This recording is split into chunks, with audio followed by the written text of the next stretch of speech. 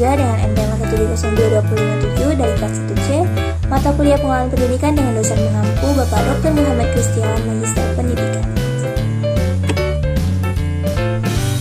Pada bab 9 ini kita bakal bahas tentang manajemen kurikulum.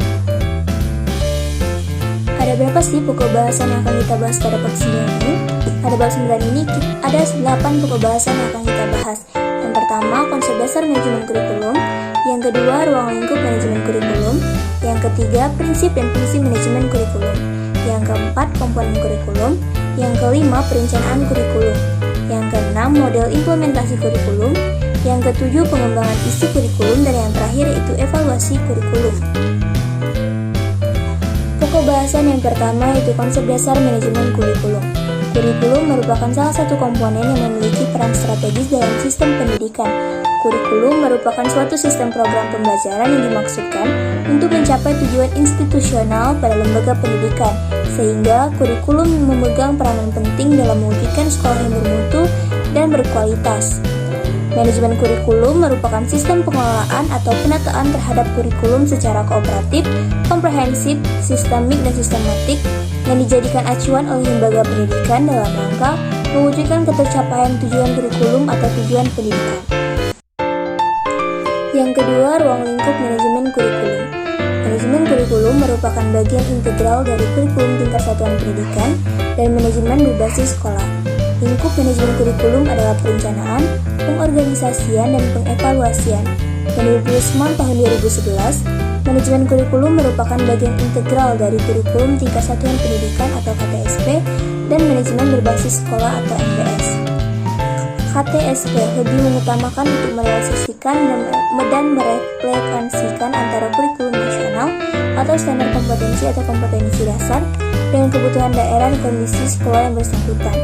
Yang kedua, manajemen peningkatan mutu berbasis sekolah merupakan pendekatan baru dalam pengelolaan pendidikan yang lebih menekankan pada kemandirian dan kreativitas sekolah atau satuan pendidikan. Prinsip dan fungsi manajemen kurikulum. Yang pertama, prinsip kurikulum.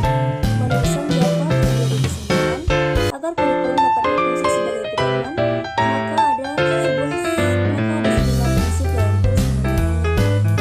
prinsip relevansi. Yang kedua, fleksibilitas. Yang ketiga, kontinuitas. Yang keempat, efektivitas. Dan yang terakhir, efisiensi.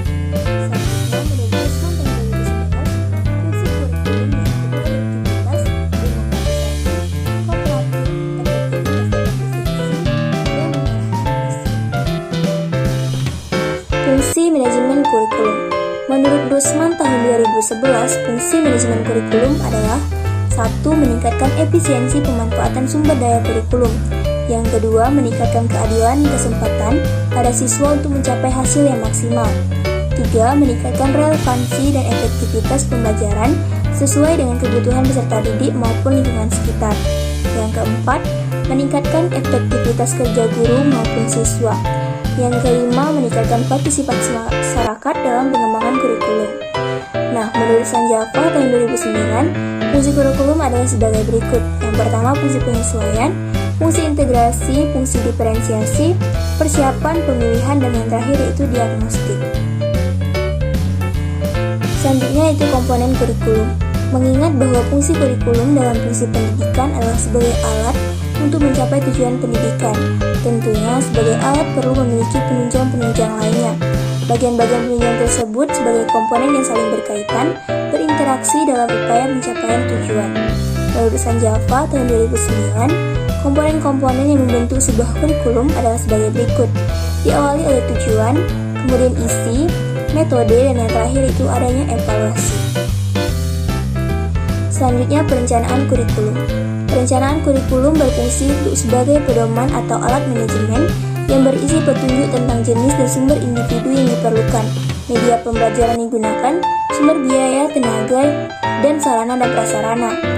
Perumusan tujuan kurikulum menurut Rusman tahun 2011 terdapat 3 sumber yang mendasari perumusan tujuan kurikulum, yaitu sumber empiris, filosofis, sumber bahan pembelajaran. Landasan perencanaan kurikulum menurut Rusman tahun 2011 adalah landasan di dalam perencanaan kurikulum adalah sebagai berikut: kekuatan sosial, perlakuan pengetahuan, dan pertumbuhan dan perkembangan manusia. selanjutnya yaitu model implementasi kurikulum. Miller dan Seller tahun 1985 menggolongkan model implementasi kurikulum menjadi 3 bagian, yaitu 1. The Concern-Based Adaptation Model atau CBAM merupakan sebuah model yang dilakukan dengan mengidentifikasi tingkat kepedulian guru terhadap sebuah inovasi kurikulum. Yang kedua, model Lakewood. Model ini memfokuskan pada guru. Asumsi model ini adalah setiap guru mempunyai kesiapan yang berbeda. Implementasi merupakan proses timbal balik dan pertumbuhan dan perkembangan dimungkinkan adanya tahap individu untuk identifikasi. Model yang terakhir yaitu model Torrey. Model ini untuk mengunggah masyarakat mengadakan perubahan. Dengan model ini diharapkan adanya minat guru memanfaatkan perubahan. Selanjutnya yaitu pengembangan isi kurikulum. Pengembangan isi kurikulum yang pertama yaitu scope dan ruang lingkup kedalaman dan kekuasaan. Yang kedua sequence dan ruang lingkup sistematik atau urutan. Yang ketiga cakupan wilayah yaitu meliputi lokal, regional, dan nasional. Yang keempat kronologis, kausal, struktural, logis, psikologis, spiral. Yang kelima yaitu sifat isi atau fakta, konsep, prinsip, generasi. Yang keenam separate subject berupa mata pelajaran atau esensial. Yang ketujuh organisasi bahan. Yang kedelapan correlate bidang studi. Yang kesembilan interact. Yang ke-10 integrasi aspek tertentu tematik, gender, lingkungan, life skill, konseptual, kehidupan alam pekerjaan. Dan yang terakhir itu tak ada batas mata pelajaran. Materi yang terakhir yaitu evaluasi kurikulum. Evaluasi kurikulum merupakan pemeriksaan secara terus-menerus untuk mendapatkan informasi yang meliputi siswa, guru, program pendidikan, proses pembelajaran untuk mengetahui perubahan siswa, dan ketepatan keputusan pada gambaran siswa dan efektivitas program.